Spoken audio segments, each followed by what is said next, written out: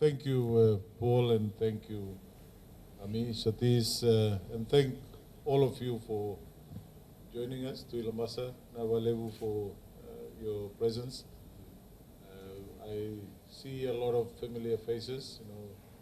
My big brother, Pramod, always ready to be part of any Banualevu visits. It's a pleasure to always come back to Labasa. The reason why I thought I need to come back again, I remember we had a good session last time when I was here. Is essentially to give you another opportunity to talk to us and to get your views closer to the budget. We also felt that the National Economic Summit, which was a huge success, we had more than 500 people. We had to stop hundreds of people who wanted to come. I know Ms.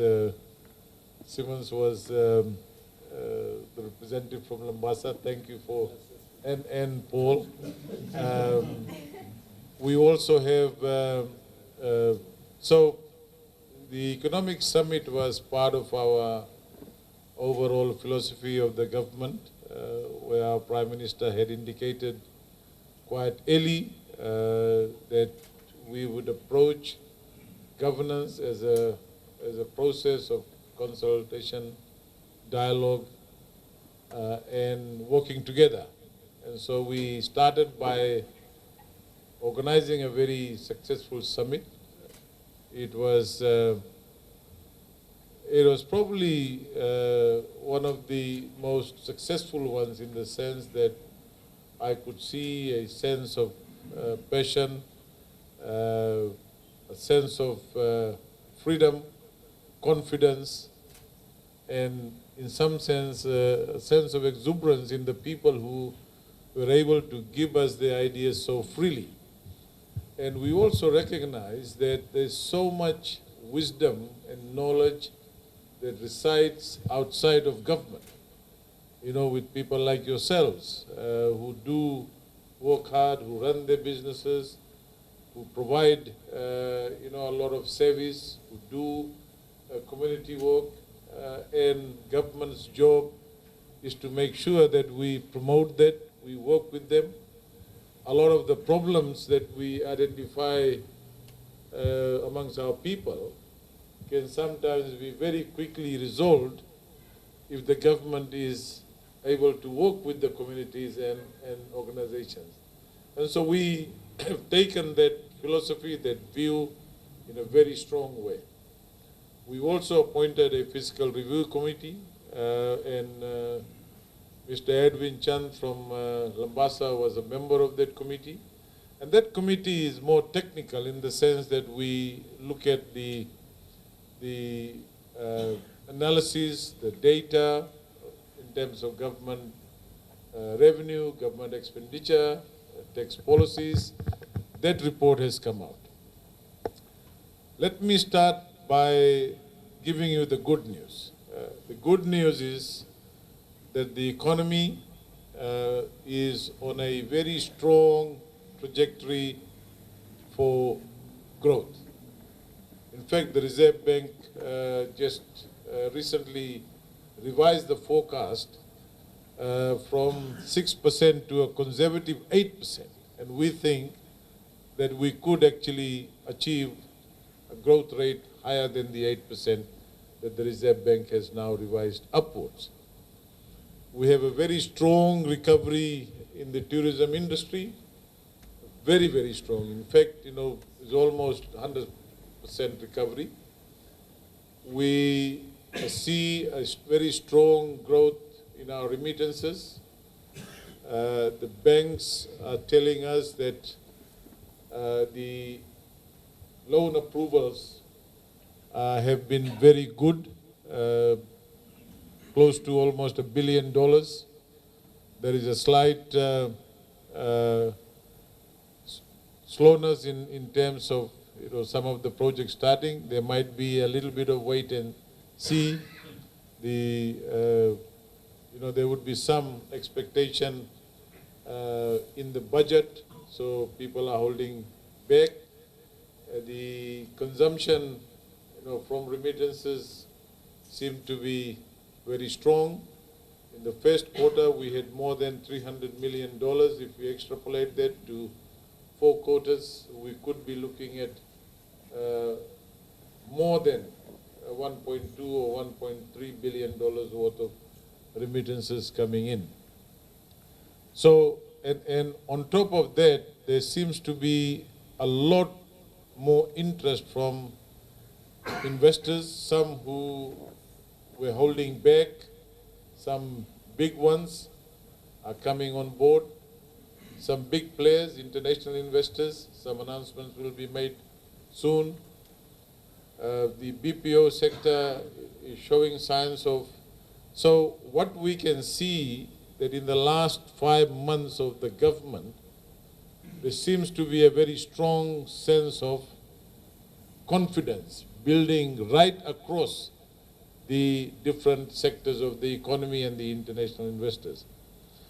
On top of that, there seems to be a very strong confidence and desire to engage with Fiji from our international partners, whether it's the US, whether it's India, whether it's Australia, New Zealand, other countries, European Union.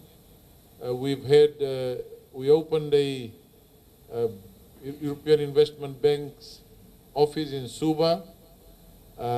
There's been, Germany is opening its new embassy.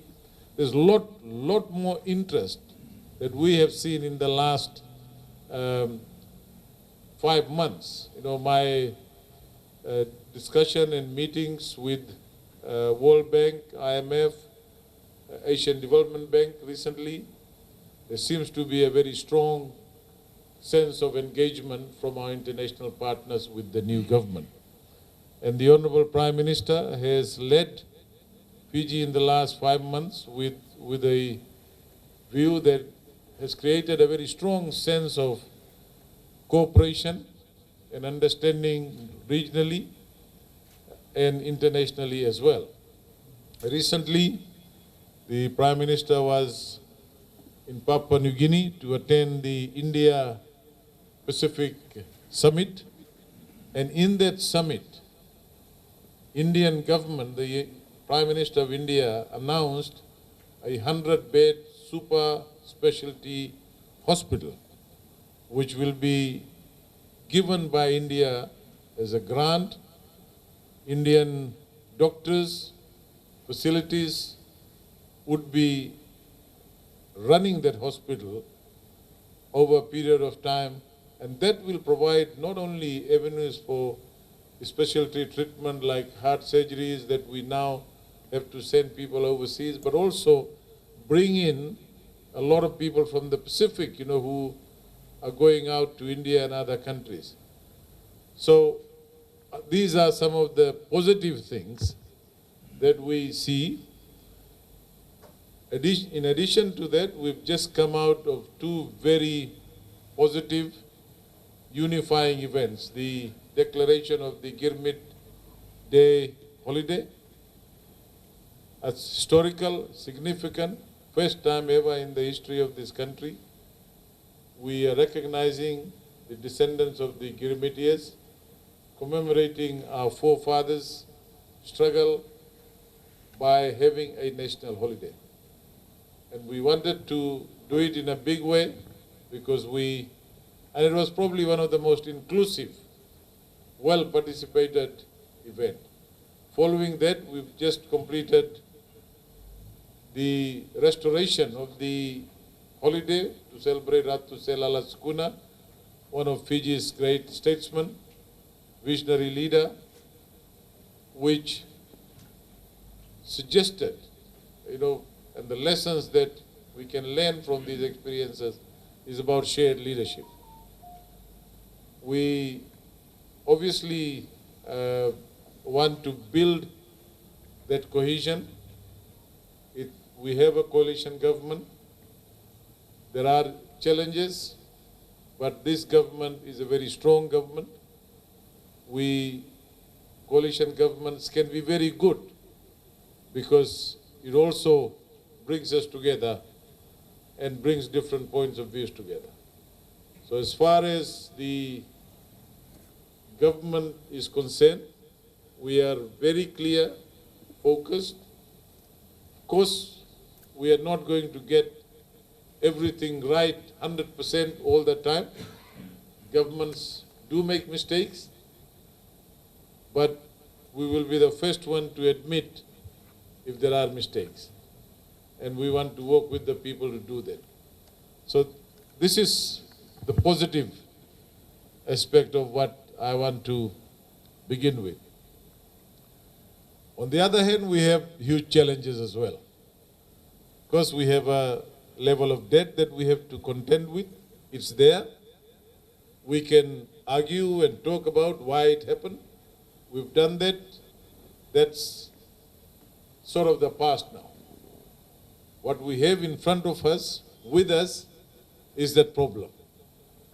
So the budget that we are going to announce on the 30th of June will have three pillars, three important ones. The first one is we want to have a fiscal strategy. We want to consolidate our financial position in the sense that we will be careful about our debt. We may still have to borrow, but we'll have to work out how best we can use the funds that we still have to borrow.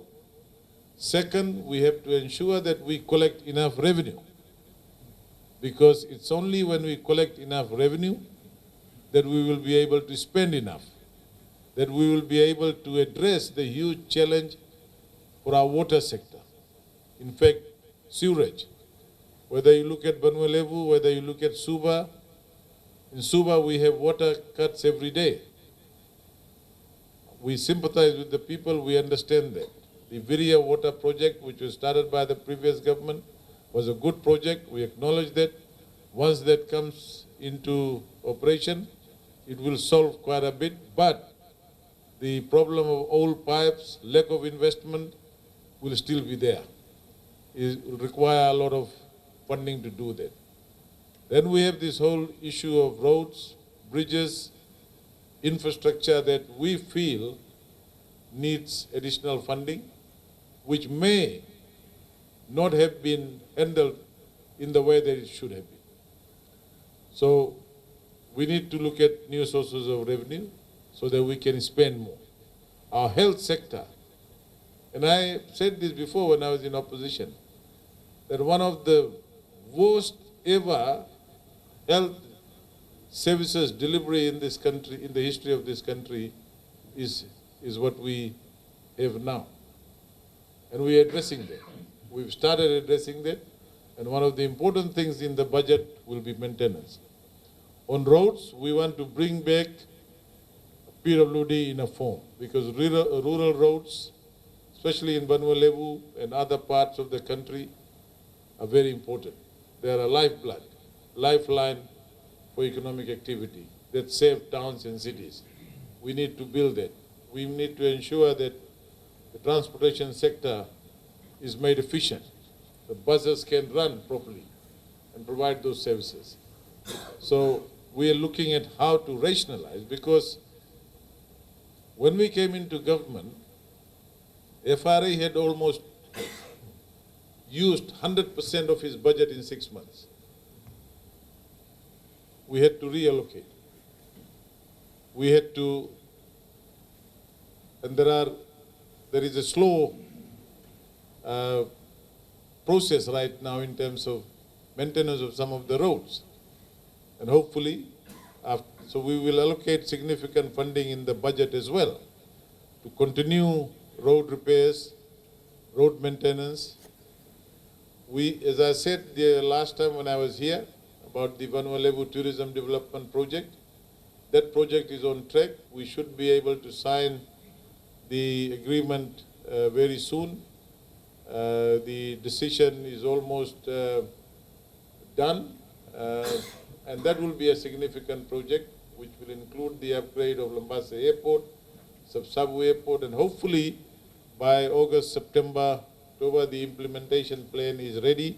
The Tourism Ministry is led by Honorable Gavoka, is ready to implement that project over a period of time, and that will spur economic activities in Vanuatu. We're looking at the agriculture sector as well as social sector.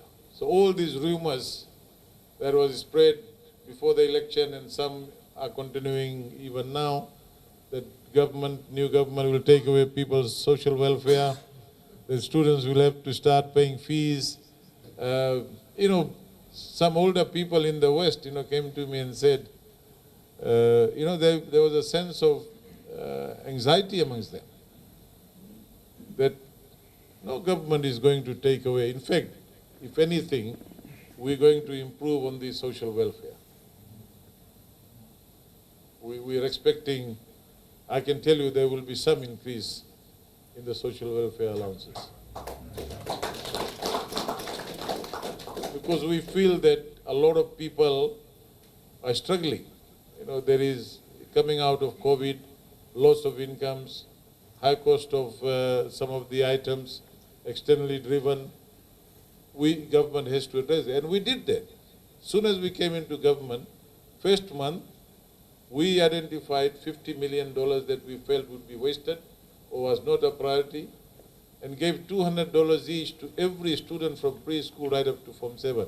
And we helped 214,000 students and gave them $200 each. And that was the best time that money was used properly. I'm sure, Janta store would have felt, everybody was there buying uniform and books, and it was used. It didn't end up with nightclubs and other places. And it was a very timely expenditure. So we, as a government, we want to spend money and spend it in a qualitative manner, in an effective manner in which we can get value for money. So another thing that we want to do in this government is cut on wastage. And we have identified, we have highlighted, I don't want to repeat that, some of you would know. And we're talking about wastage of millions of dollars, not 500,000 for Ratu Sukuna Day or Girmit that some politicians would like to jump up and down about. We're talking about millions and millions of dollars wastage that we want to avoid.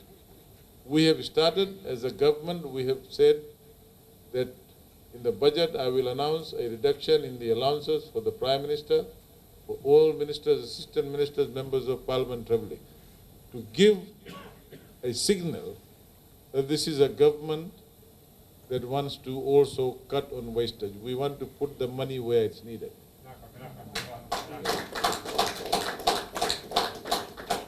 On tax,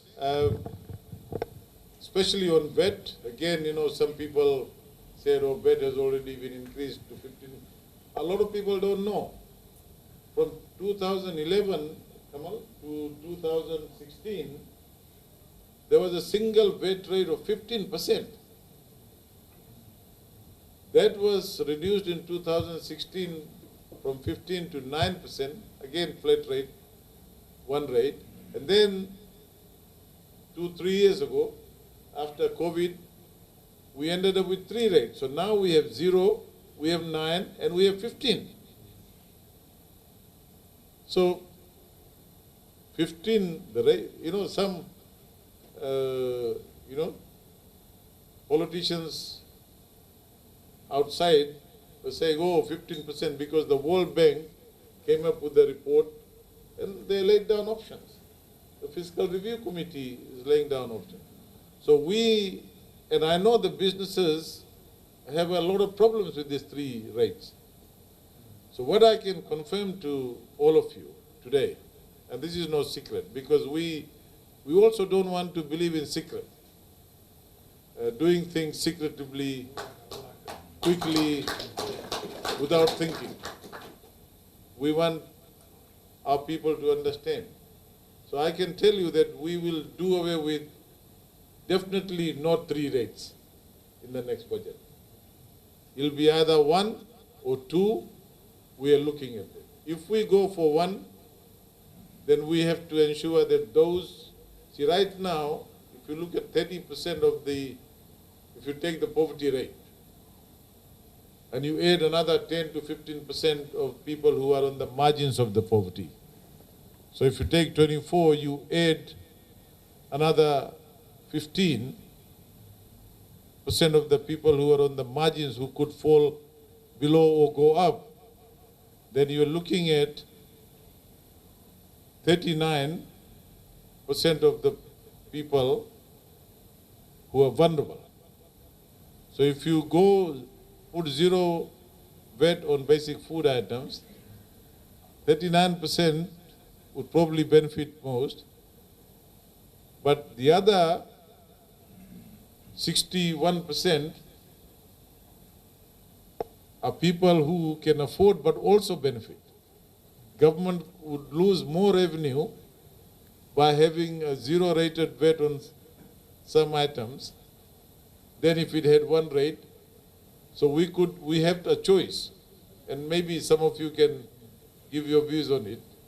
So if you put a single rate, we can collect that loss of 150, 160 million and put that into welfare and other activities and help people who need it more directly. So that's the thinking right now. But we'll have to decide, understand the situation. We are going through it. We are toying with those ideas. We are talking to a lot of people. We're talking to NGOs, social organizations. We are also thinking of the corporate taxes.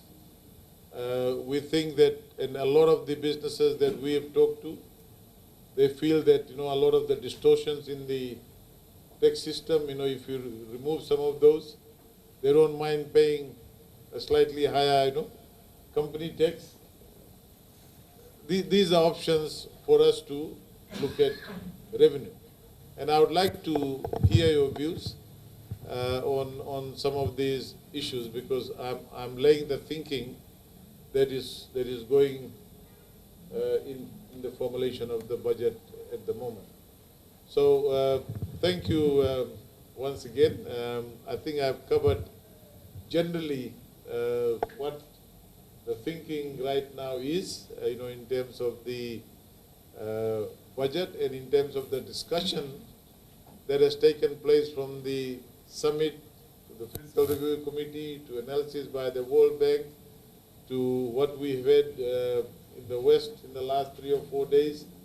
I thought I will just reflect on some of those and let you give me your views. Please feel free. Some things we will be able to take into account, some we may be able to include in the budget, some we could do it next year, some we may have to think through a little better, do some more analysis, but we want to do it in a way that everybody understands why we are doing these things, so that we are all with it. Thank you, and I look forward to hearing from you.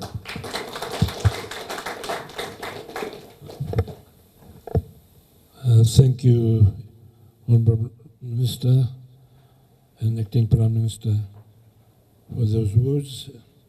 Now I think we'll have to go into the open forum, whereby you can ask any questions you wish to, but I think I've been asked by Chamber President Mr. Satish Kumar to open the forum from now on, and then later on each member may ask questions. Please be very specific, and your name and which company you represent, and before you start asking questions. Thank you. Satish Kumar, you may have the floor. Thank you, Mr. Paul. Thank you, Honorable Minister. Say, whatever I had in this submission tonight, you have covered nearly everything. But it becomes our duty to request and give our ideas how we can run the government or the businesses. Definitely, the government too needs money to run the country. It's just like a business. So, sir, actually, in my list was to upgrade the Labasa airport and the runways. We really need that, and I think it's already in your pipeline. And I must say, tell you that this was the first time that, as you have mentioned, that before the budget you have mentioned to the public, not hiding anything. Thank you very much for that. And second thing, we really need bypass road in Labasa, because it's only the main street our cane trucks, the tractors, logging trucks, 10-wheeler, 12-wheelers, they use. And the big logging truck, just imagine if the chain breaks and what's going to happen to our town. There'll be a big injuries, death and everything. We pray to Almighty God that this thing should not happen, but we need this bypass road. And this bypass road, we have been requesting from all the previous governments. No one has done anything. And I believe that we will have a bypass road by the coalition government. And this will be a history of Fiji. So we are requesting that, sir. And third thing is like the custom tariff. You have already mentioned that 0% VAT is on 21 items, was done by the previous government. And that was my thinking, that I request you if that can be continued, or few more items can be included into that, because of whatever is we can hear from the public. So I'm requesting that if that can continue. And also, there was a reduce on the custom tariff from 32%.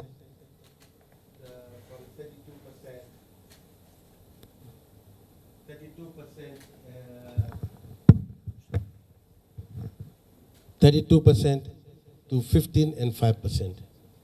If that also can be continued, because, and the VAT, that 0%, yes, if you think you can continue that on the food items, we may continue, but that another to 9 and 15%, I think it should be removed.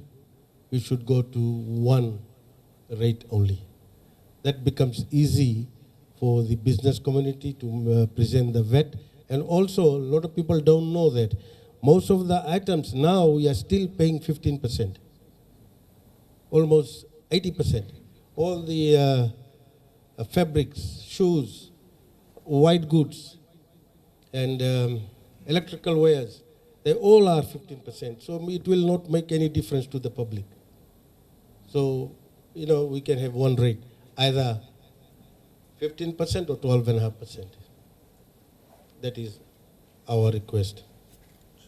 Second thing, second thing, the dredging of our Labasa River. That is very important. Labasa River as well as the Gawa and Wailevu. Because mouth and also the upstream, because it's full of silt. And, you know, when there is a flood, our people, not only the business community, but others, they lose thousands of dollars. I think even the seawall can be done. That will also protect. So that's our request. If that can be done, especially our drainage in Labasa town and outside is all full of silt. I think in Labasa town, it's only 8-inch pipe and it is full of silt. If that can be upgraded with a bigger culvert, I can say, and because just to avoid freshwater flood. Recently we had a freshwater flood and a lot of business community have lost money in that. All of a sudden the freshwater flood just came in. So that's all I want to request from you, sir. And because I know if I'll cover everything, all these people sitting here. And once again say, I would like to thank you very much for your views. And just to say that definitely the business community in the Northern Division will be working hand in hand with you. Whatever you make your decision, we are there for you. And we'll work hand in hand to revive the economy in the Northern Division. And I would like to wish you all the best for 2023 and 2024 budget. Thank you very much, sir. Pinak.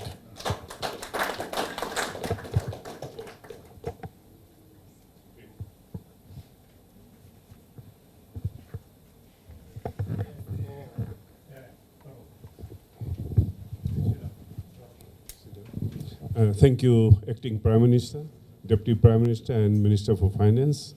We are very pleased to have you here this evening, and I'm grateful that you are taking your time going throughout the country for the budget consultations.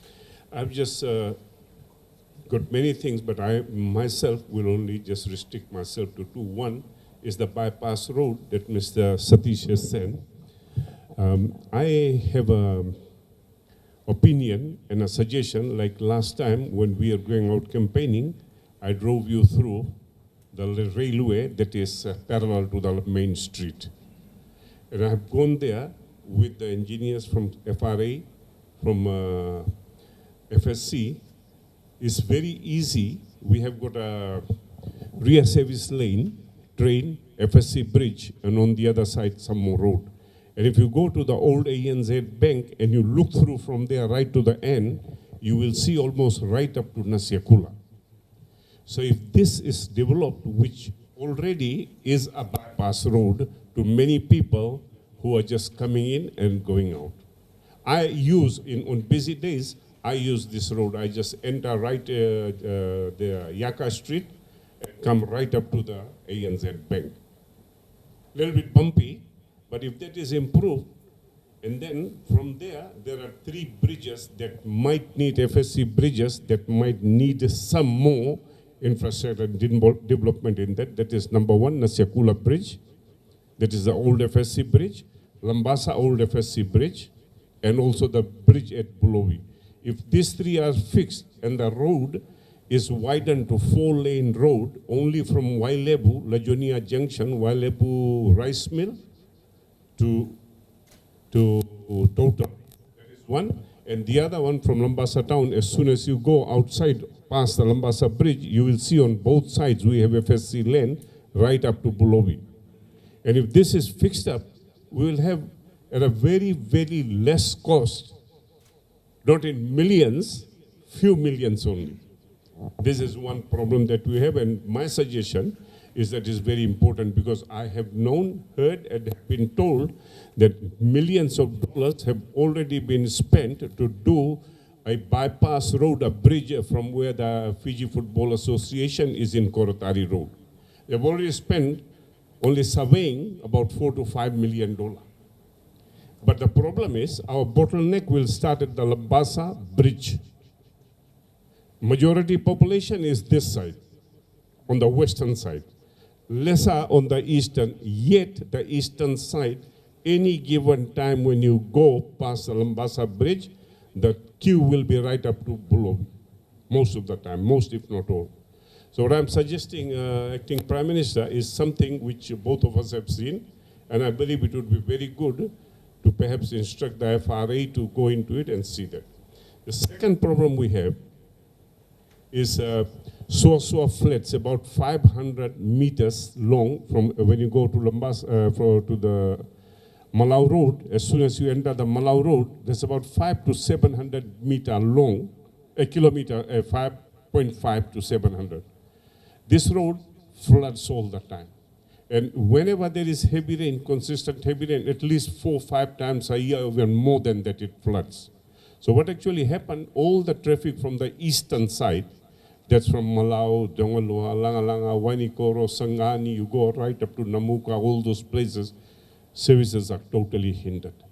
So this is one of the biggest problems. And town doesn't have people coming in because about 3,000 to 4,000 people travel from the eastern side to come in to the Labasa town. So when we have this flooding, and it only needs perhaps, I know upgrading, I do understand it will cost some money.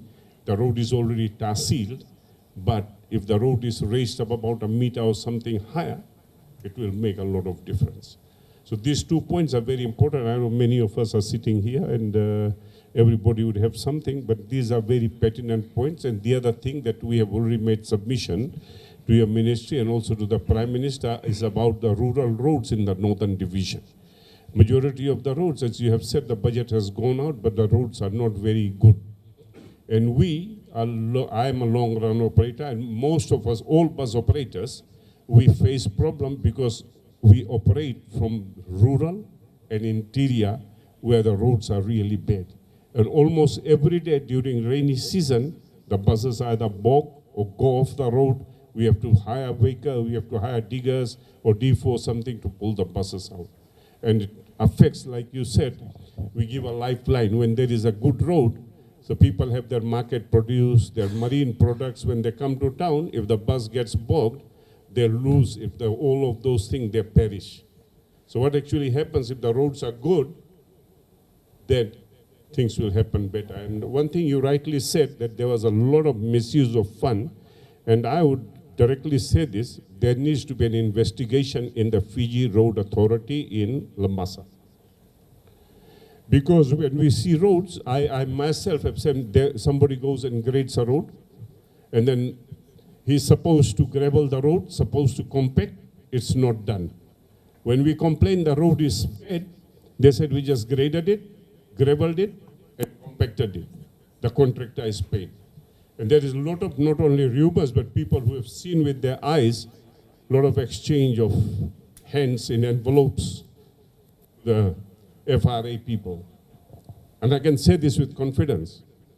So this is one of the reasons we are losing a lot of money in those millions of dollars of budget. And the last thing I would like to say, we have a lot of boards which government announces. FRA board, Energy Fiji board, LTA board, also many other boards we have. We hardly have anybody from Labasa in any of the boards. We don't have people from Labasa. And this is something serious. Because what actually happens, the people in Suba, I was told that some people in the Fiscal Review Committee, that they never came to Labasa, never, ever. So the people that are from Bitilevu, if they live in Nasese, they will look at the Nasese road to be widened, while people in Banualevu are suffering. This is a big problem we have. And seriously, if you go, you are the Minister of Finance, you will have access directly to the Fiji Road Authority budget, how much is given to Banualevu. What we are told by FRA every time is this, we are looking at the vehicular traffic. I said, you can't count vehicular traffic. You have to count foot traffic. Banualevu people don't travel in various cars and various other transportation. About 90% of the people that travel by buses. And these are all rural routes. When I'm talking about these roads, 225 kilometers in the morning you come, 185 kilometers, 60 kilometers, 99 kilometers, 125 kilometers. Buses come in the morning, bring in people and go back. So we really need people from Banua Lebu. Something should happen. Water Authority of Fiji, we don't have people in the board at all from Labasa. And this is a serious flaw, very serious flaw. Reason being, if we don't have people from Labasa, who will talk about the people? The fishermen are suffering. Nobody comes and talks around. All the time the previous government used to just come. We thank God that you come, you listen. And you answer the question. The previous government, they will come, do consultation. They will tell you this. If somebody tells something, they'll say, shut up and sit down. This is to happen. And I'm very grateful to you and the team, the coalition government. I'm also part of the government. Let everybody know that I am part of the government because I'm on the government party. So we are grateful to you, and it is our prayer that God will bless you, that God will continue to give you wisdom, innovative and creative ideas so that you can enlarge your territory in the ministry that you are in, and you can help the government move our nation forward. Thank you, and God bless you.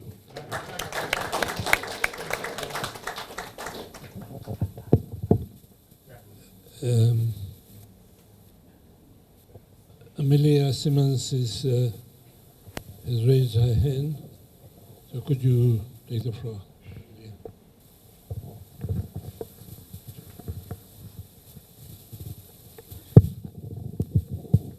The acting Prime Minister, Minister of Finance, it's awesome to see you here again tonight at this very important meeting. As you mentioned, I was very privileged to be part of the National Economic Summit. For me, it was basically very uplifting. And I think you mentioned the word in terms of confidence, people believing in this new government to basically make the changes that is needed across the board. I am very pleased to hear you mention that there could be a recovery of $160 million in taxes that we could use to assist the communities that are living below the poverty line. I represent Vukea Foundation, which is a newly registered NGO that has recently started looking into communities and families that are suffering, that need food, clothing, and educational materials for their children. Last week, we actually identified a single mother who has now basically has to get herself involved in sex work to support her children. There are many like this in the community. So we have a few members of the Chamber of Commerce that basically sit and brainstorm. And one of the things that we looked at in terms of what this government can do is to put together a divisional advisory council. This divisional advisory council is to assist government implement programs to alleviate poverty and to build sustainable levels of livelihoods in villages and the communities. And this advisory councils would be made up of the representatives from the advisory councillors, Chamber of Commerce, ratepayers, business houses. You're looking at also NGOs, church groups, religious groups. And so all of these reps would basically come together to discuss what is happening in their communities. That way, government would have first-hand knowledge of what's happening on the ground. And with these establishments, we can work together to actually alleviate some of these problems that exist with what government is trying to do.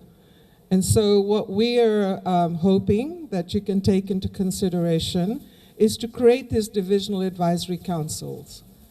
In the north, you could do it in the central division and also in the west. Thank you.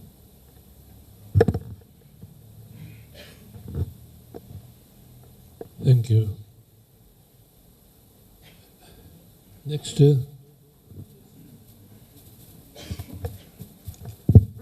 Thank you, Paul. Honorable Deputy Prime Minister, Minister for Finance, thank you for coming over here. I think you portrayed a very realistic picture of what is happening to the economy. And people normally ask me, what has the government done in 100 days? My reply when I'm sitting with Paul and Rick is they have been given a 100-meter race to start off 20 meters behind the start line. What do you expect them to do? It will take time. The question is, with the amount of debt you got, what have you got to do? I'm offering only a couple of solutions. One is VAT. What is happening with VAT is now with zero VAT, people are still charging VAT. You do not realize that. They charge VAT, but government doesn't get that VAT. So that is a problem with zero VAT. Get rid of zero VAT. Then you may have the cough of a lot of people saying, poor people are suffering, they will suffer. The answer to that is, you must always look after the poor, because the rich can look after themselves. So what is the solution? Solution at the moment is that you have a taxation structure which says from $0 to $30,000 nil tax. Then you have from 30 to 50, I think we pay 20% tax. Then you got a huge gap. You got 50 to 270,000, 50 to 270,000, and thereafter the gradation is 50,000, 50,000, 50,000. What I'm trying to say is that the economy of Fiji has changed now. There are a lot of people who can survive on 200,000 very, very comfortably, or even 150,000. People are surviving on 10,000. So please, from 50 to, instead of having from 50 to 270,000, take it 50 to 150. From 150 to 270,000, there should be another increase. There should be another increase. And then what you got to look at is this, like they have luxury tax. If people are earning more than 500,000, they should pay 40%, 50% tax. It's not going to hurt them. After all, they're still making profit. So this is my suggestion. You are an economist, not me, but this is a little bit of my contribution. The other thing we're looking at is town councils. If you look at it, realistically, previous government was right in taking away the stall fees during COVID. I saluted them. I thought it was a very good idea. But COVID has gone past now. And when the assessment was done, we gave a certain number of stalls, certain number of vendors, and we get a fixed amount of money. After COVID, there has been influx of people coming into the market, and we are still getting the same revenue. My suggestion to you is don't waste your money on giving freebies like used to happen. Charge stall fees. It's not a humongous amount. It's only $1 something. Worse than that, at least with the stall fees, we are looking at the poor people. What we also had happen is, council was deprived of the business license. My fellow administrator, Doreen Robinson, will agree with that. We have been saying that together with our CEO. There was no need to take that $200,000 that was coming to council. Council, you have said quite rightly, and I totally agree with you, it should be independent, like our line minister has said. And you have asked that the administrators should get away, democracy should come in. I support 100% as far as that is concerned. I support 100%. We should have an election. People should decide what they want for the town. And thank you very much for coming. thank you, Mr. Kohli. Next.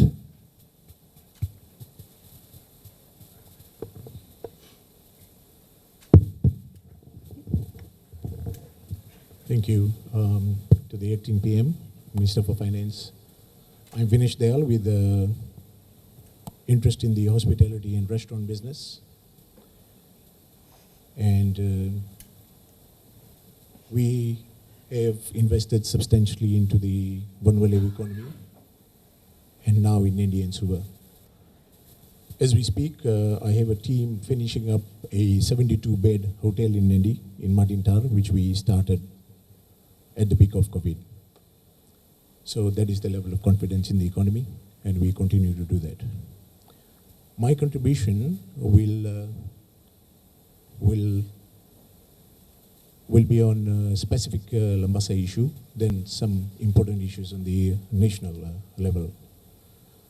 Labasa issue, there's been reasonable discussions, and the previous government had also considered a proposal to shift the market and the bus stand across the bridge. Now, I would want to express my disappointment on that project. I had done so with the previous government, and I would like to do the same here if that is going ahead, because of the fact that we need to understand that this economy of Labasa has had investors for the last 100 years. Now, in the last 50 years, there are members of the chamber who have been here for 3 generations, looking after the economy, employment, creating taxes, and the investments, and few like me who are a first-generation businessmen.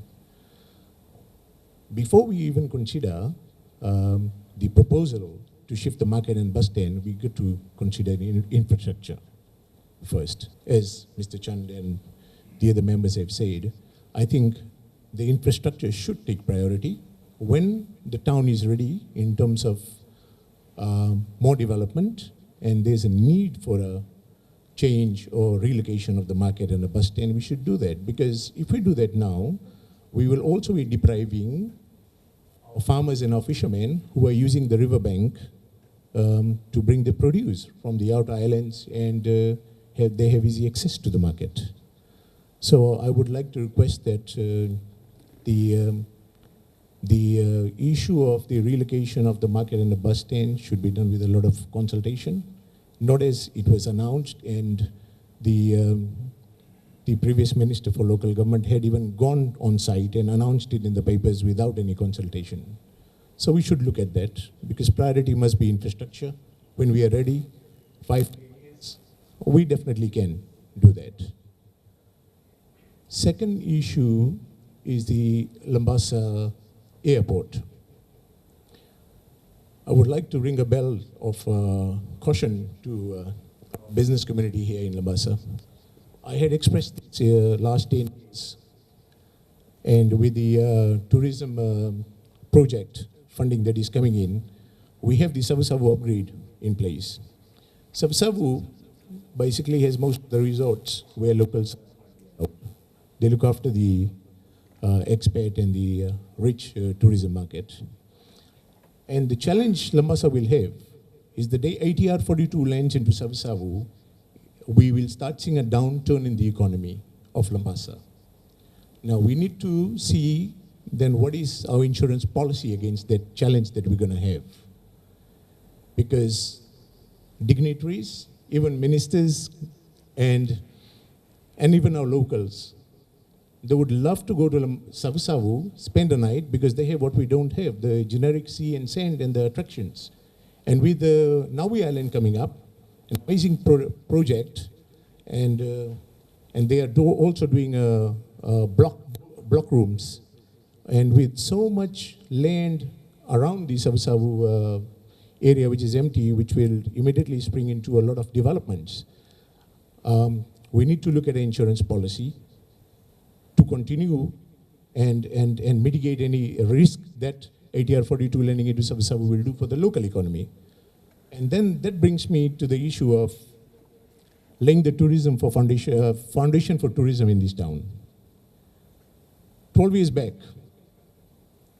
I had designed a project in partnership with the landowners.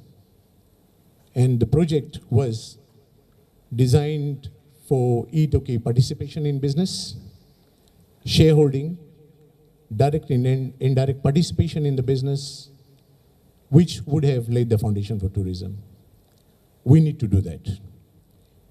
And just in time, the rest is history. We couldn't do it for 12 years, but just in time, we now have the clearance from the Supreme Court against all the court cases that were filed, that we should be ready to do this.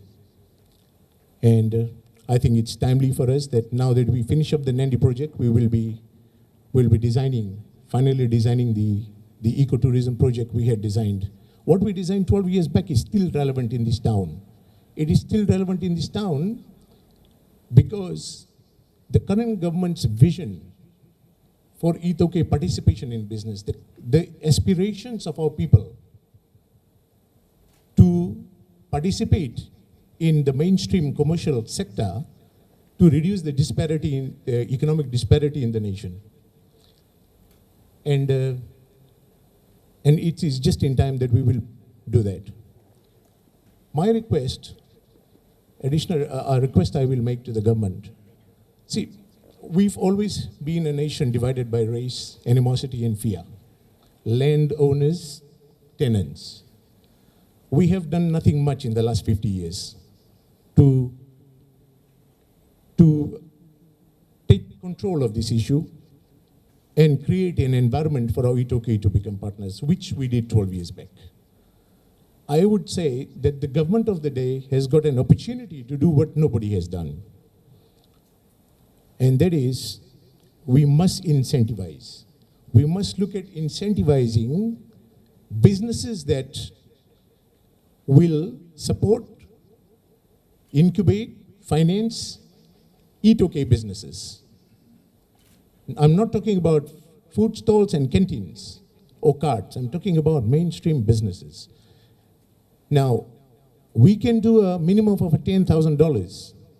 We see any business that invests $10,000 in incubating, supporting a Itoke in business, in line with the visions and wishes of the government and the people, you can give a 200% tax incentive. So that'll take care of a lot of things in the next 10 years. We will see a lot of Itoke business being supported and coming up. In the financial discipline, support from other organizations.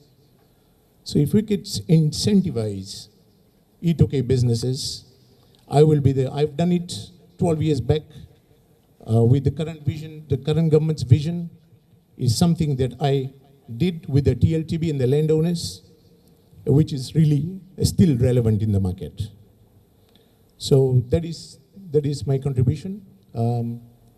Acting PM, there is a very important concern of national interest, which is I employ 120 people at the moment, Fiji-wide, and we are taking in 50 more for the 72-bed hotel and 2 restaurants, 120-seater in Nandi. The challenge now is the skills gap and the brain drain.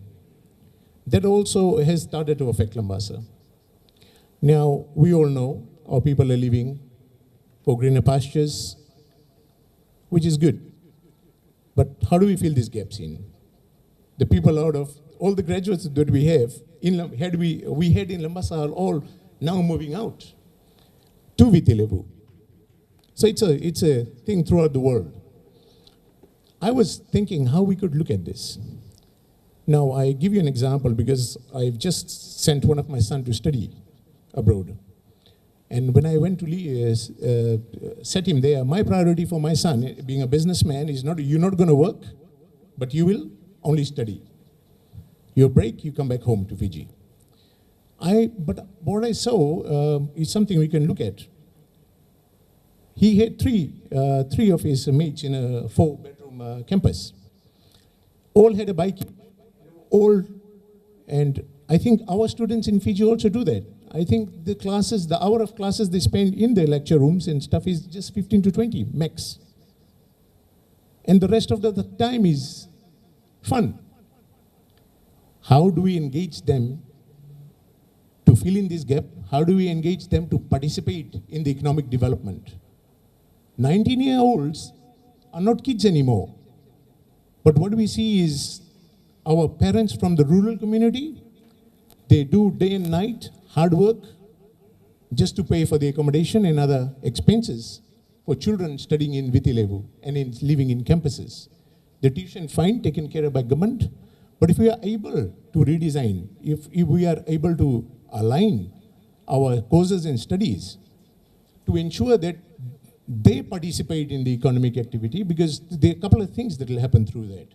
One is they will be motivated and getting ready for the market once they graduate. And once they graduate, while working, we have a very active, productive team. Secondly, it's gonna reduce the burden on the parents in the rural areas. And it will also reduce the burden in the long term on the government. The government is currently fully funding them with allowances, I guess, and tuition and stuff. So we need to involve them. And in involving them, we need to relook at the labor rates. Now, the current structure of the incentive that is given to the through the National Education Center is just demotivating. No student will want to go and do an attachment because they get basically nothing. That's not even enough for the Coke in a whole week. So I put my hands up. I employ 120, it will become 150, but we'll be happy to take 50 more people, students, at 70% of the minimum wage rate. I think that will also make the business community more responsible and also save while preparing our next generation to be more productive and active in the market. And to conclude, Acting PM, I need to finish up with a word of confidence. We all understand that the budget that we will be hearing is not going to be very pleasing to everybody because of the austerity measures that you have to take due to the debt burden and the deficits and the promises that you've made to reduce the debt. But I must tell you that the Labasa economy, Labasa businesses are very resilient.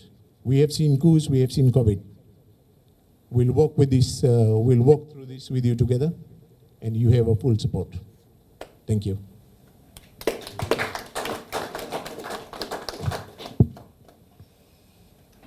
Thank you, Mr. Dayal. Any more speakers? Can I just a little bit elaborate on that market thing, please? I think I will have a conflict of interest,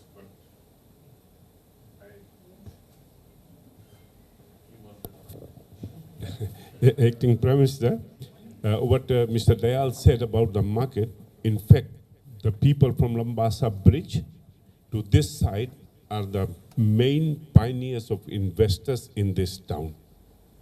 We have invested millions and millions of dollars on this side of the town. When we go the other side, that's only one company, only one man that wants the market to be shifted that side, Damodar city. I said earlier that the town congestion on the other side is excessive, though the population and traffic flow is very less. We get people from Bitilebu, from Sabsabu, everywhere, from the western side, that is Labasa, number one. Even with much less traffic from this side, we have a congested town. Imagine taking the bus stand from here and putting it there. I would suggest that the bus station remain here. The bus stand should remain here. We could replan and do something better, because what they have done, before we used to have 7 lanes. Now it's reduced to only 5 because of very wide footpaths. So something could be done to redesign, or perhaps I have a thought of a little bit, maybe 10 to 12 feet of the market on this side to be removed for extending the bus stand. What will actually happen, majority foot traffic, when people come, they have many other shops all around here. But they will have only one shopping center in the Damodar city with few shops or something. So all these people will have to drop off there and walk across to this place, to the main town.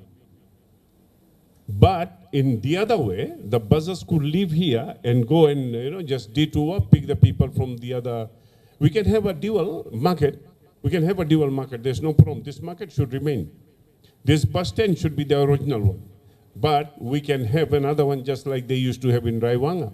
Suba had a Suba market. They have a market in Raiwanga. They have a market here, there, everywhere. And this is my request, that the Labasa bus stand should not be removed from here. The Labasa market should not be removed from here. I don't know, anybody agrees with me here or no? Thank you.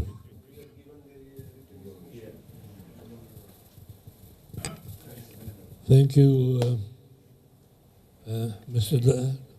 Sorry, you got one more? Can I? Yes, okay, carry on.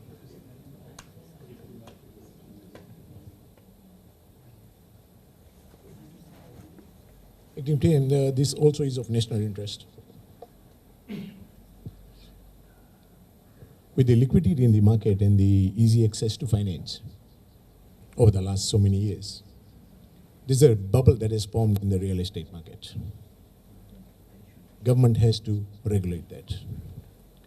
With the impending increase in interest rates in the next short term, because it's happening in Australia and everywhere, our real estate agents and our valuers. Now, if you get a property valued in Fiji, it's three times three different valuers have three different values, and you sometimes have a difference of 30%, 20%. There has to be something to be done about it. We are an economy very small. We are a developing nation.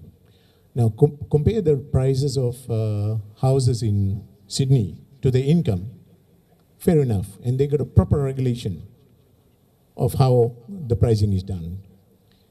But here, the challenge now is on the current generation of workers, the younger generation of workers, and our future generations. It is not going to be easy for them to secure a piece of land for less than $500,000. When will they build? We are not ready as a nation to pay $500,000 salary or $300,000 salary, but we need to regulate this. We need to control this, otherwise this real estate bubble is going to be very difficult. And why I'm saying this, I also have a request. Please do not consider reducing the threshold of the income tax from 30. It's gonna, because the joint income of 60,000, they qualify to a $300,000-$400,000 home loan. The minute we take that away and reduce it to 10, 16 or 20 that we've been hearing about, is gonna create a high risk for the bubble to break. We cannot afford to do that. It is gonna be catastrophic in the nation. Thank you. Thank you, Mr. Dale. And you, yes. Yes. Whether you answer first, I got 4 points. Oh, okay. Be very brief. Okay, thank you. My name is Rick, and I'm from the insurance industry in Labasa. I've got 4 points. The first point is from one of my friends that we had lunch with today. So he said, make sure you raise this point with the minister. He said, if they're going to take $1 from everybody and put $2 back into the pocket of the poor, by all means, please beg him to increase the VAT. The second point, there's too many vehicles on the road. I'd like to request if we can tighten up on compliance and the fines. If people can't follow road rules, if they can't maintain their vehicles properly, then they should be catching the bus. There's less stress on our roads, and it's better for the climate. The other request I'd like to make is if we can have sports infrastructure funding. If you look at Labasa, like Vinay said, Savu is for mostly the tourists. Labasa is mainly local tourists. And we have sports like golf and bowling and other small sporting organizations that have infrastructure that needs to be fixed. You got the golf club, very small membership, high cost of maintenance, so their membership is so high, very soon they'll die. We've got the bowling club. Once upon a time, 3 years ago, the bowling club used to host business house competitions on a week in, week out basis, 16 business houses for 5 weeks. And the sport would host business house over four different business house events. So we don't have a bowling club that's running ever since Cyclone Anna, and since all the termites have eaten up the club. So we're asking if there could be a budget funding for sports infrastructure as a grant, so that it could help Labasa. If you have, it could require something as small as 10,000, but it could extrapolate and help the community better. What we can do is we can put bowls on the national sporting calendar. We can have national bowling tournaments in Labasa, so that will help the hotels, that will help the planes. If you can just please consider that, Mr. Minister. The fourth one is in general on festivals and carnivals. We just ask if there can be more monitoring of transparency and accountability of these festivals and carnivals. These are public funds. How they are used actually alleviate pressure on government funding. And if accounts are not publicized and permit requirements are not met, this permit shouldn't be issued. Yeah? These are people's hard-earned money given for good use. Those are the 4 points that I'd like to raise. Punaka.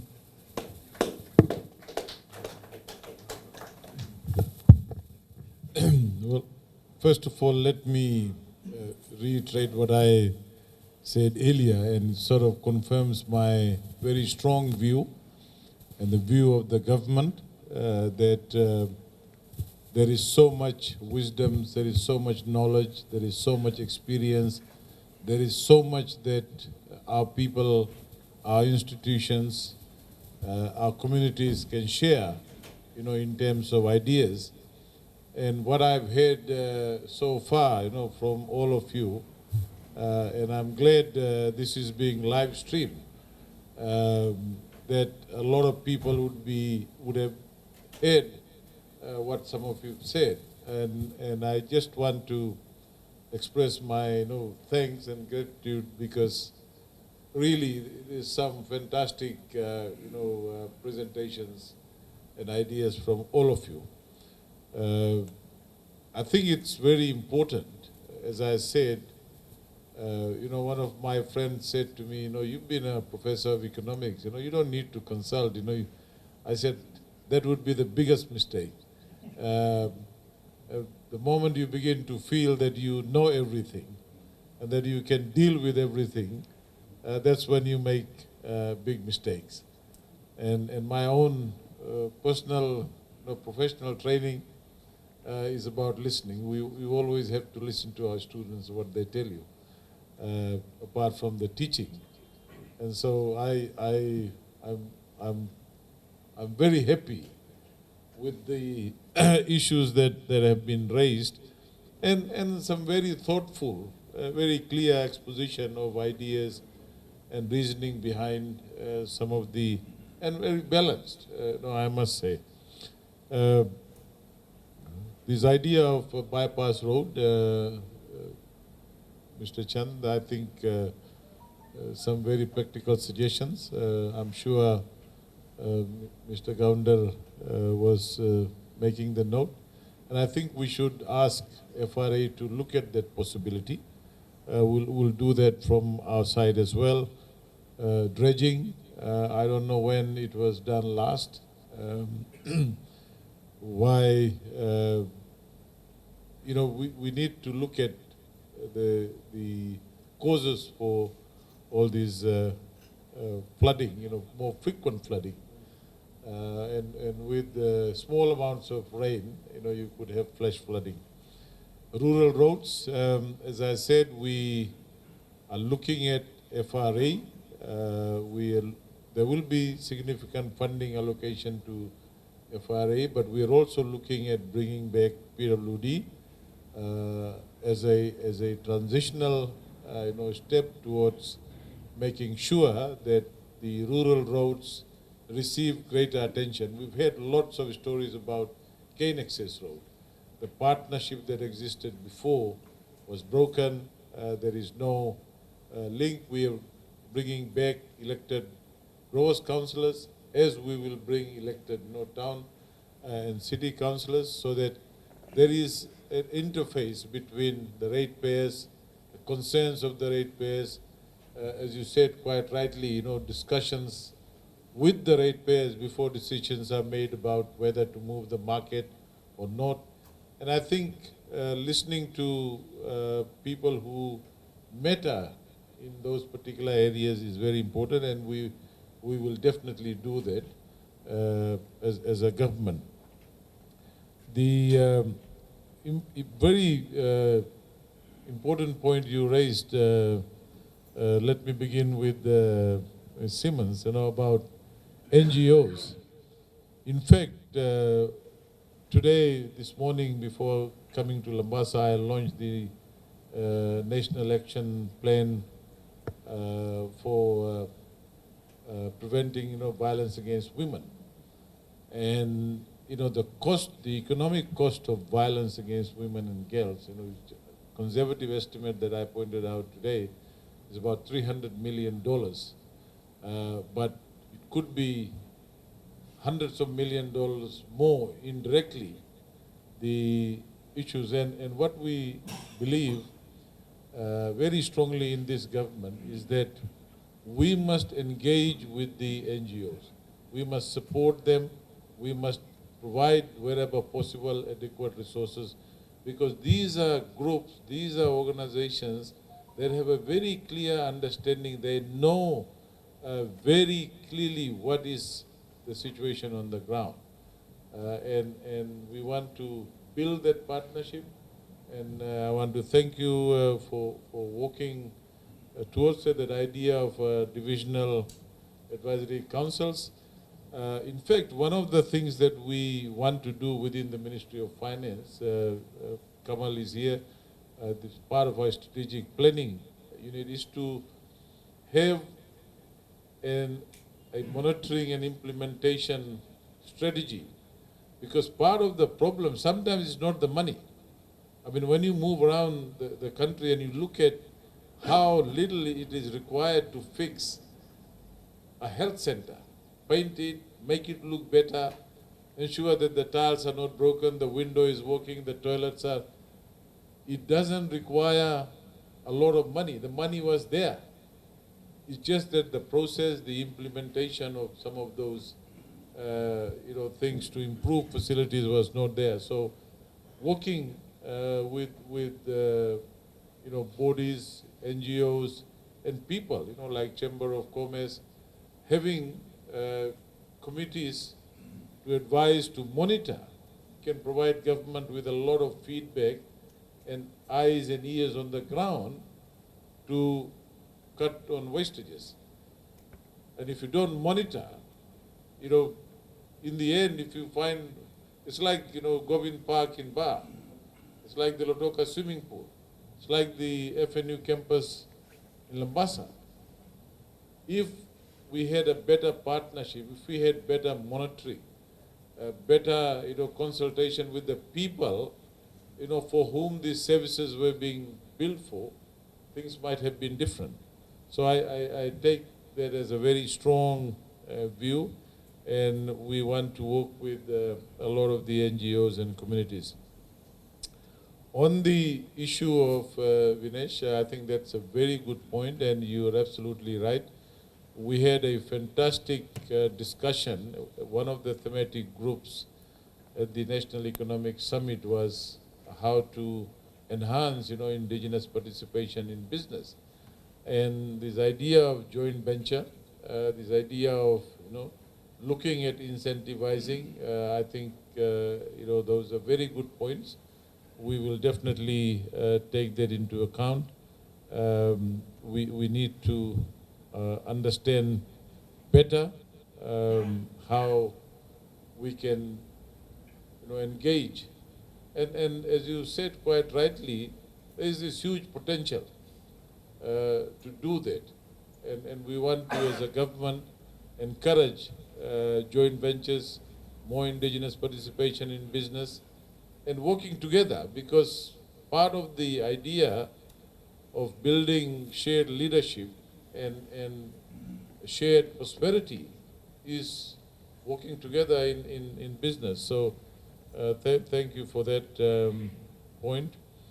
The issue about, we have had some good discussion, and I'm glad there's a lot of thinking going on tax system. You have a very valid point. Satish has a very valid point. You pointed out an important consideration, and those are good thinking. I mean, for example, you said that if we're collecting additional income and we're putting that into helping people that need most, then people are prepared to pay more. And this idea of different VAT rates and how that create distortion, how the tax system could be made more simple, but yet more revenue buoyant. In other words, more balanced. We would consider that.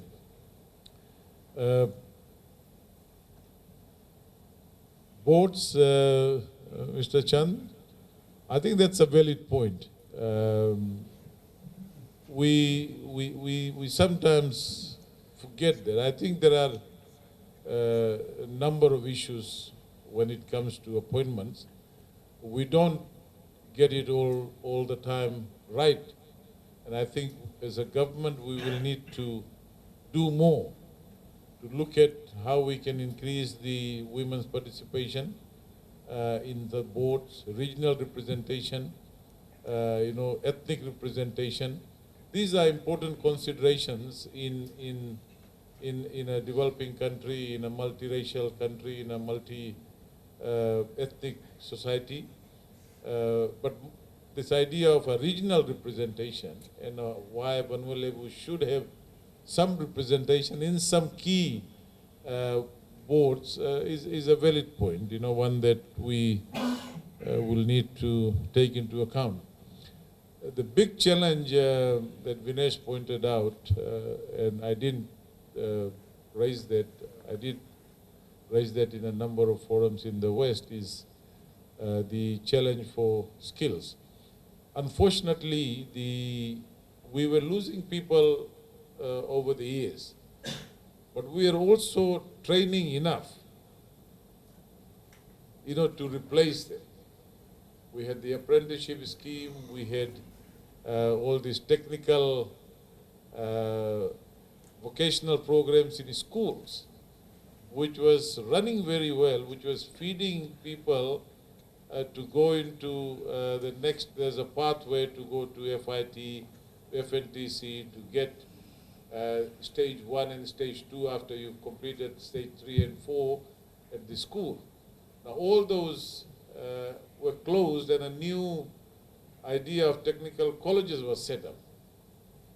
And we poured in close to about $20 million and it all went down the drain.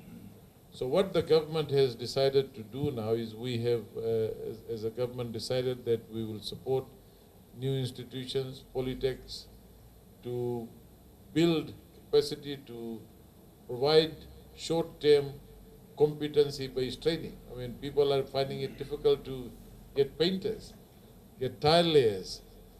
Tourism industry is having a lot of difficulty. One of the operators told me in the West that they were able to get people from nearby villages, bring the idea that you suggested. You get them, you employ them and train them, and in a very short period of time, they are able to fit into the workplace and develop those skills.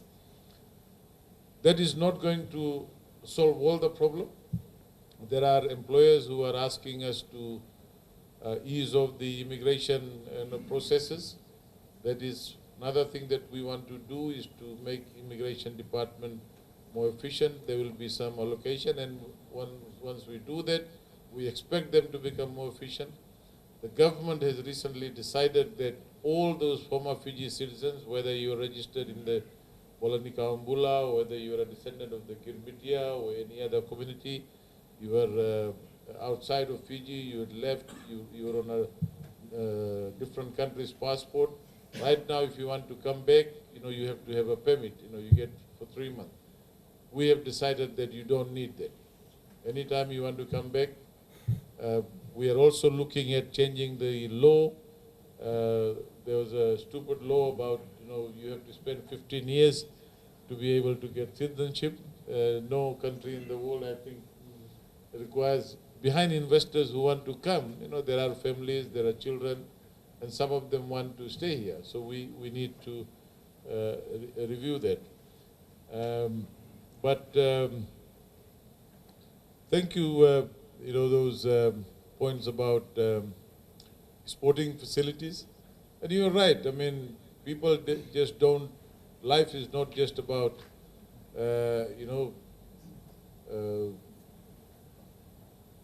just about food and making a living and making sure that you have 3 meals a day. There's much more that people want to do, to build communities, to have sporting facilities, and those are important, considerations. But we want to do it in partnership. Sometimes, governments begin to think about big novelty projects. Somebody says, okay, we're going to spend $5 million to do a plan, to have something big. But then, the solution lies in something very immediate and could be fixed to improve the quality of life of people, to ease the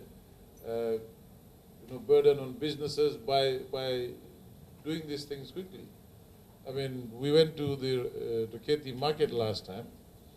So the vendors were complaining about, not having appropriate shelter, and there was no washroom. So I asked the officials, I said, why can't you just improve this? And they said, we have a big plan to have a new market. I said, when is that going to come? I said, fix this first. So our officials were able to do that very quickly. They were able to put provisions for washroom. There was a water tank, supply water, and a temporary market is being built now. We had the same situation in Sayanga. Since the cyclone, the marketplace was blown away. It's leaking. All these women who are coming from villages and other places to sell, they don't have any of those. And all it needed was, one of the businessmen came and said, I'm going to put the tins tomorrow and fix it. So there are, it's just that we just need to work together to resolve this. So some things we should not always think about big novelty projects. Long term, it's important. But thank you all for this very, very good, informative session. And I want to take this opportunity to thank you, and I'm happy if anybody else wants to add anything. I'm happy to listen to that as well. Thank you, Acting Prime Minister. My request, I think all will agree that in Labasa relies on our cane farm, because the economy is generated by our cane farm and the cash crops, as also the cattle farming. So I request, if there are more incentive is given to our farmers, and modern technology is there, so why not our agriculture department educate our farmers on these modern technologies? That's how we can bring more farmers into the farming. That is my request, if that can be done. And second thing, say, like, definitely government needs money. And I'm requesting, like, the second-hand car dealers, they contribute a lot to the government economy. We pay a lot of duty. You don't want us to increase? No. I'm not saying to increase. We spend, we pay a lot of VAT and duty. I think it's a big help to the government. Like now, we can import only 8-year-old.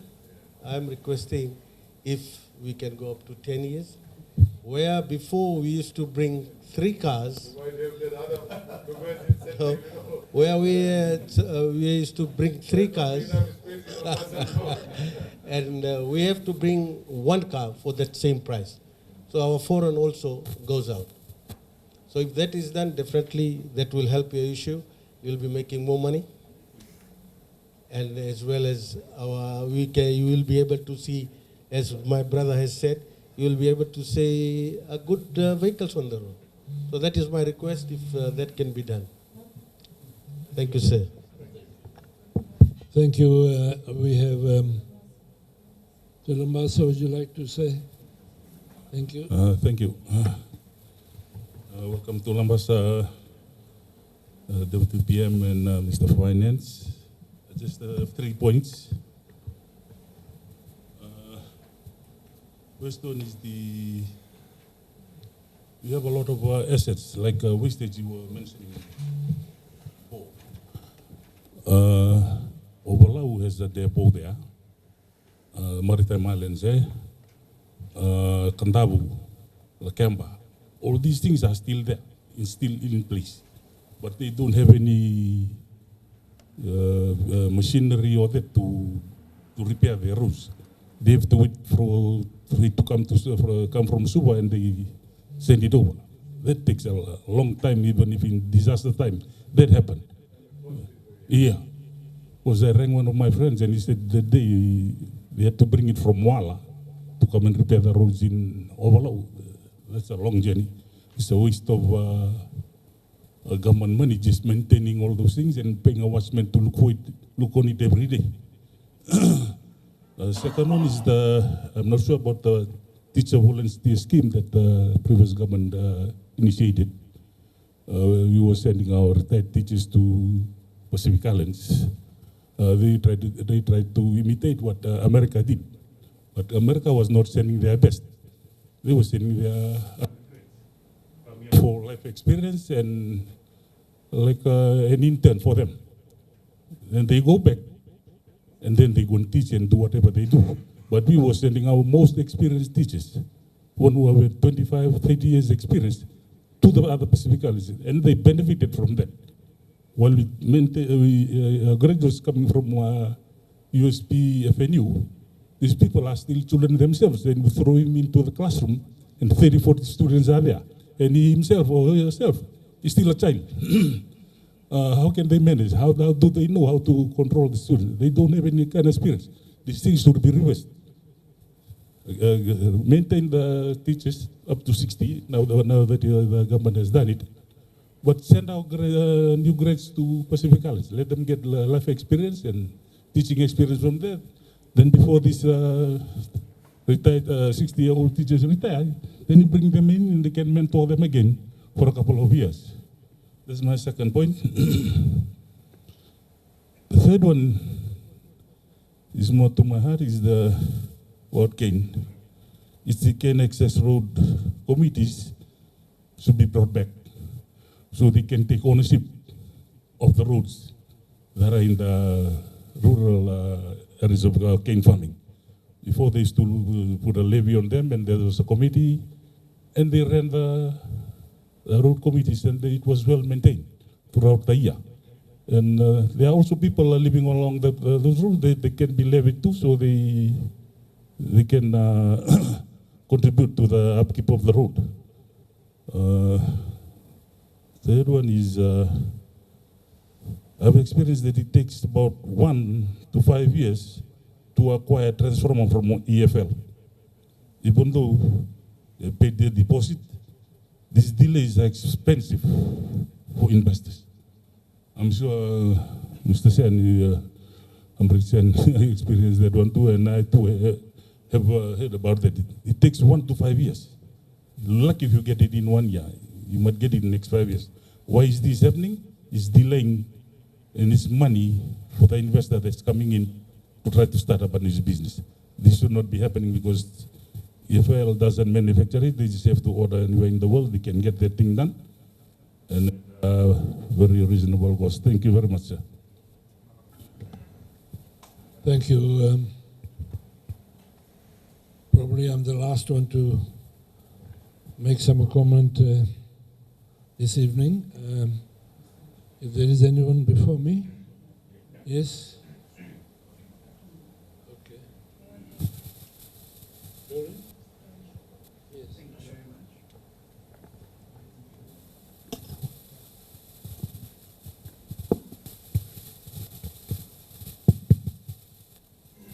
Thank you very much. Acting Prime Minister, Mr. Kohli Satish, actually I'm not a member of Chamber of Commerce, but do come from Labasa.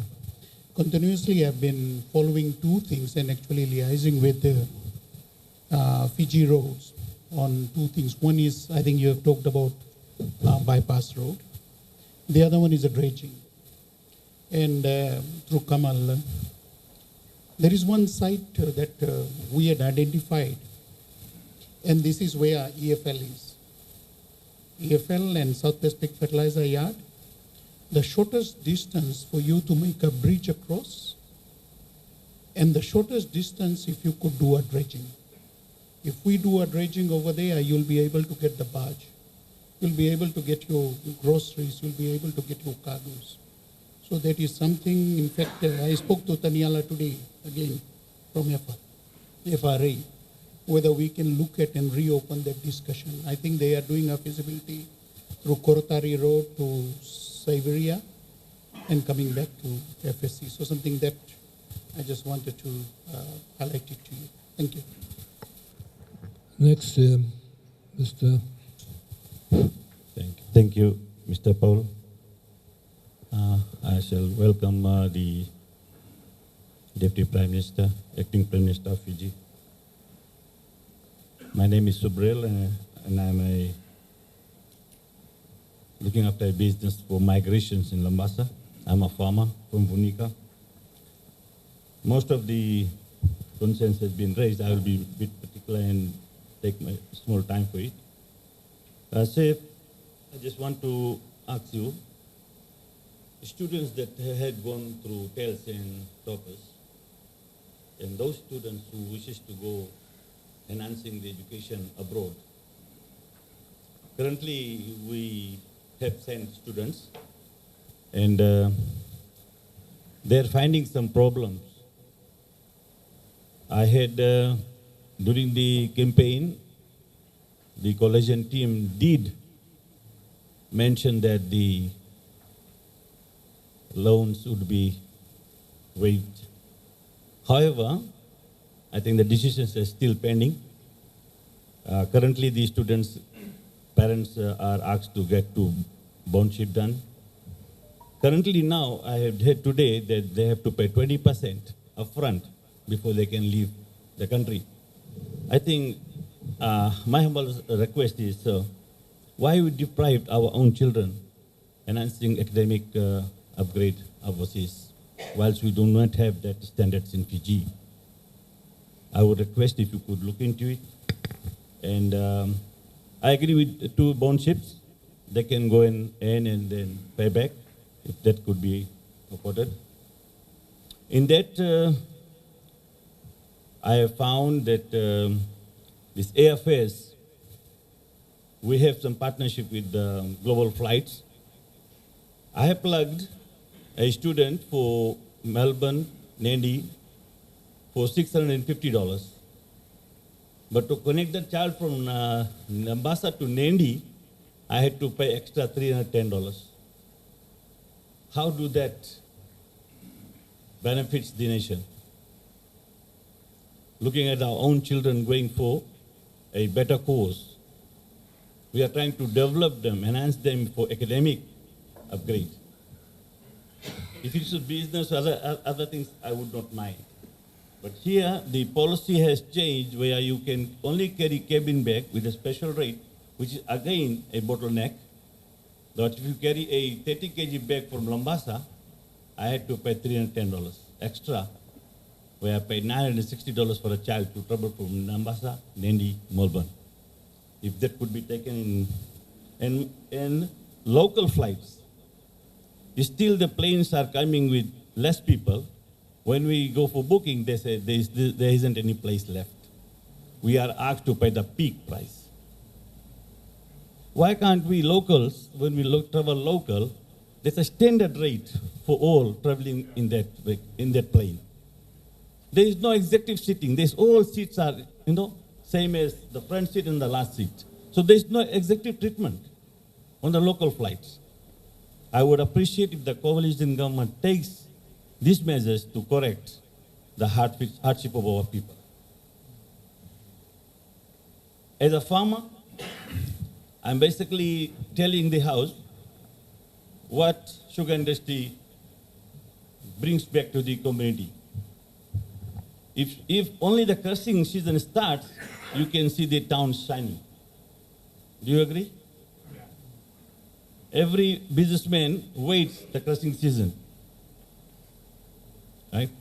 So as a farmer, as a member of a group where a mechanical harvester has been utilized, the FDB is a bottleneck for the mechanical harvester management. They have to pay the interest for the year round, whilst the machinery is only used for 4 or 5 months of crushing season. Why do you charge interest year round? My point is, you only charge for the period of time the mechanism is utilized. Our crushing season never ends in 6 months. Before we had 7, 8 months of crushing. I've given my 32 years of service for FSC.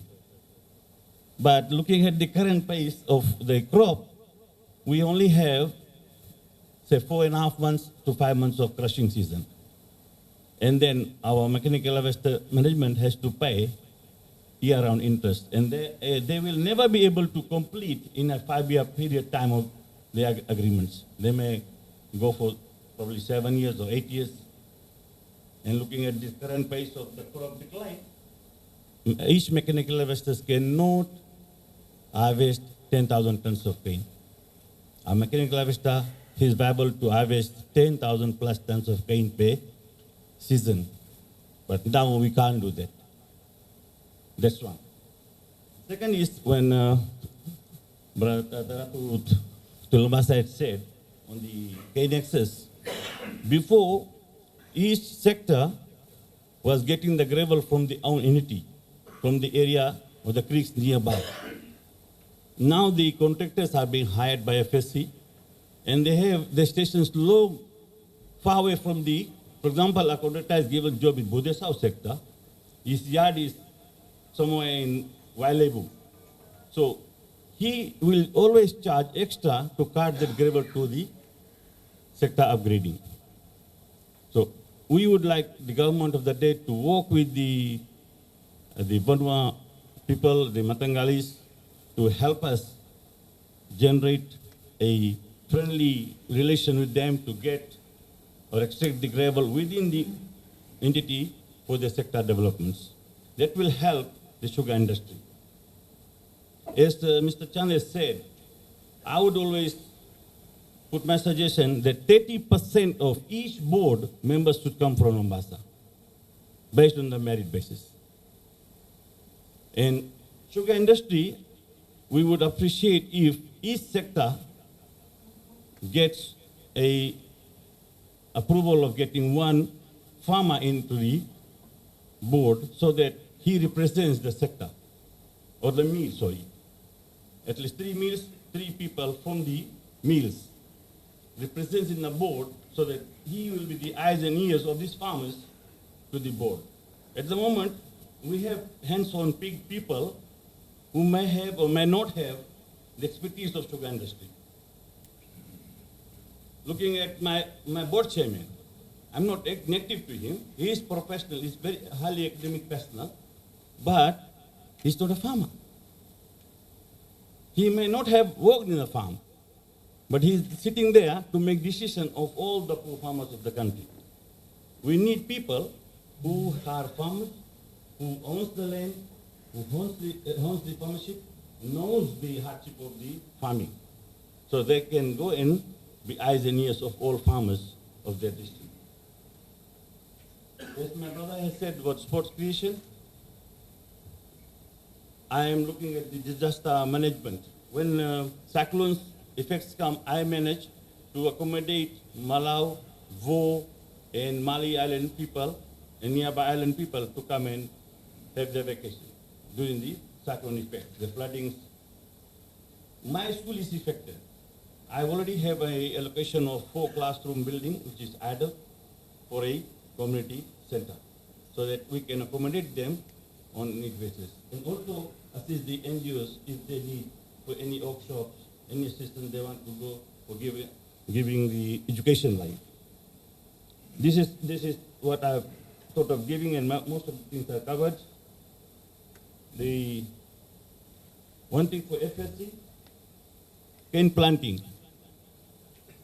Cane planting grants were being given before for short fellows and long fellow lands.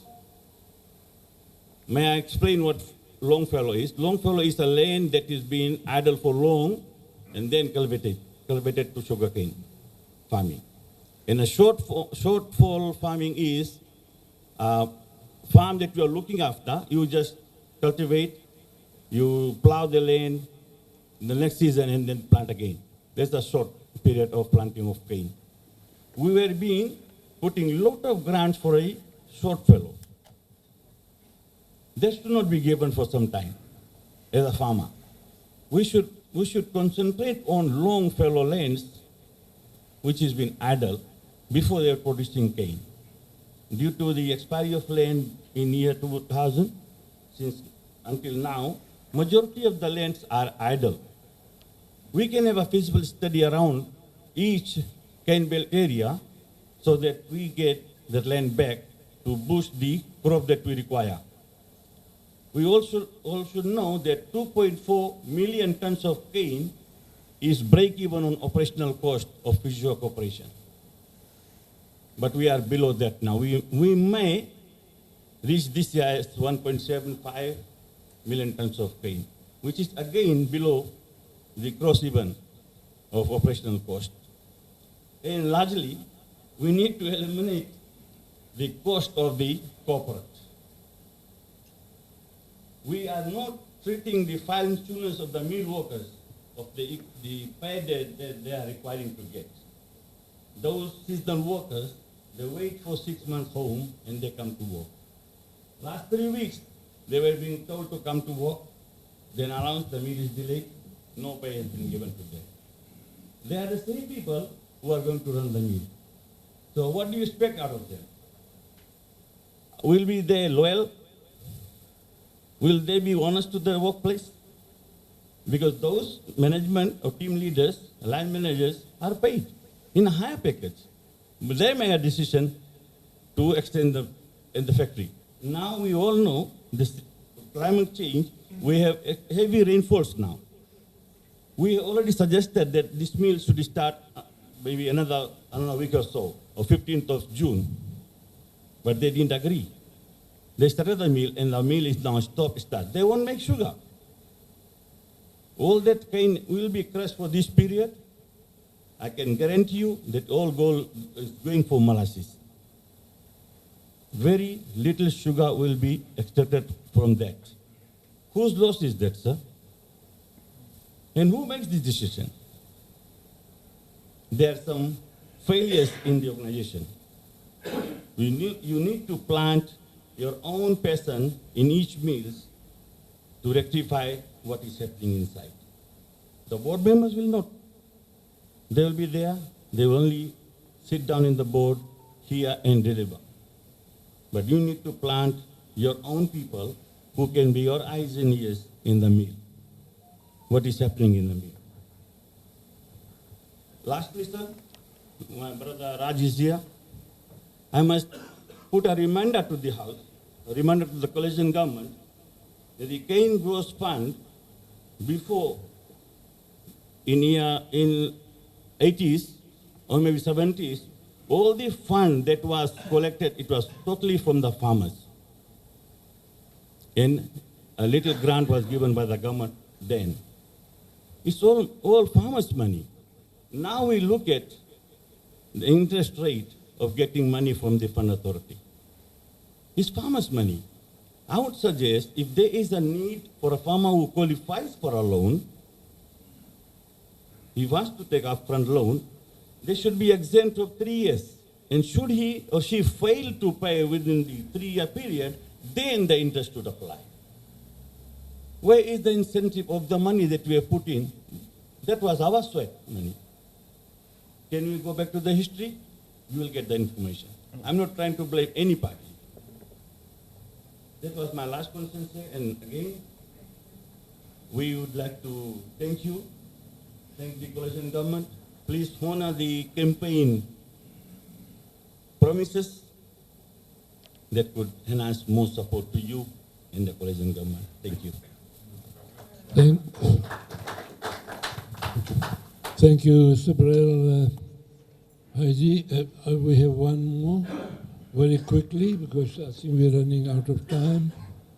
So we're very sorry about that. So we have one. I still have one from my side, but if time doesn't, I'll ask first.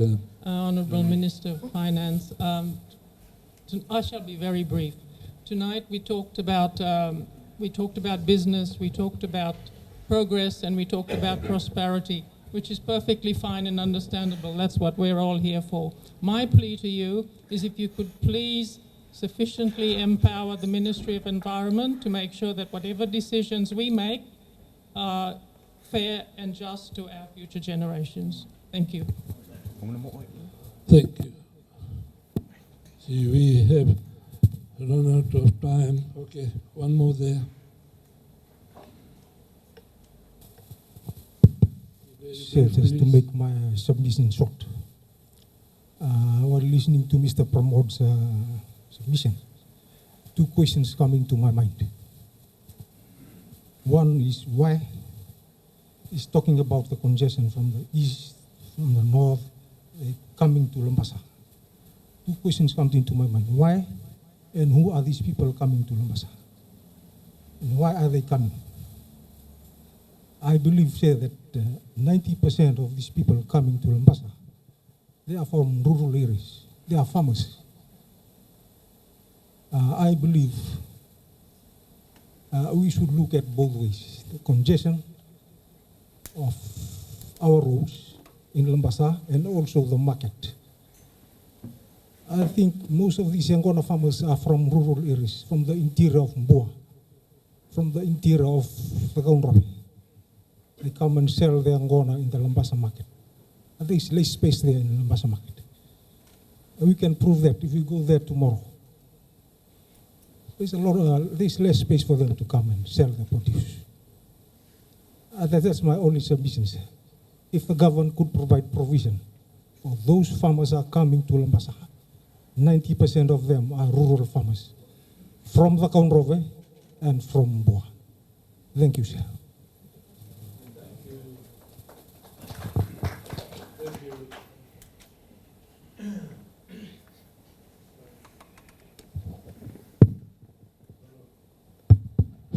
Yes, thank you very much, ladies and gentlemen. I have one very last question, very briefly, to our Deputy Prime Minister.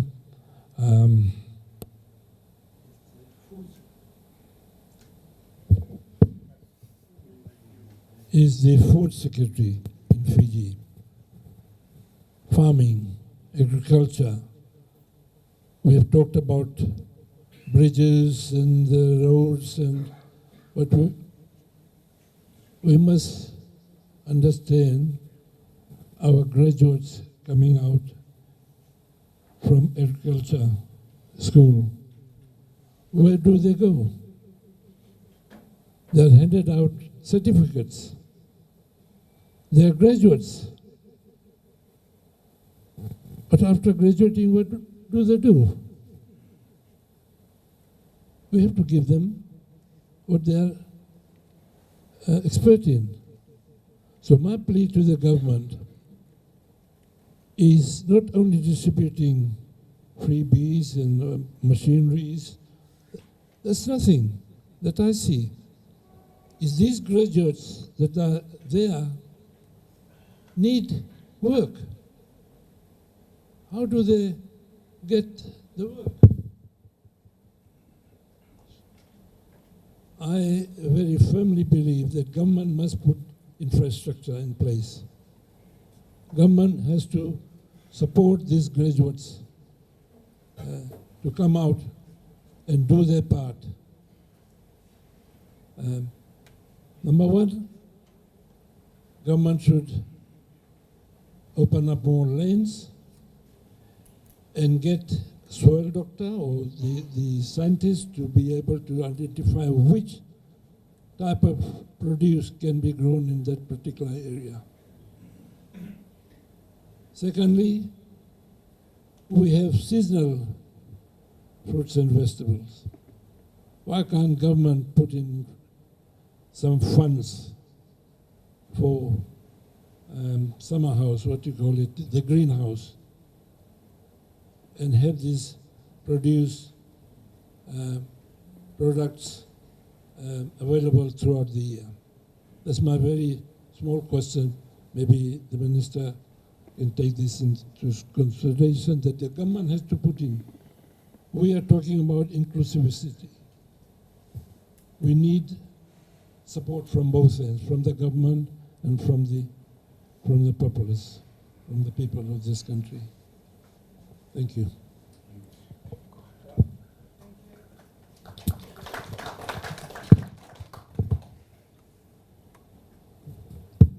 Just wanted to Lambasa's point about cane access committees. In fact, we had some very good discussion in the West as well.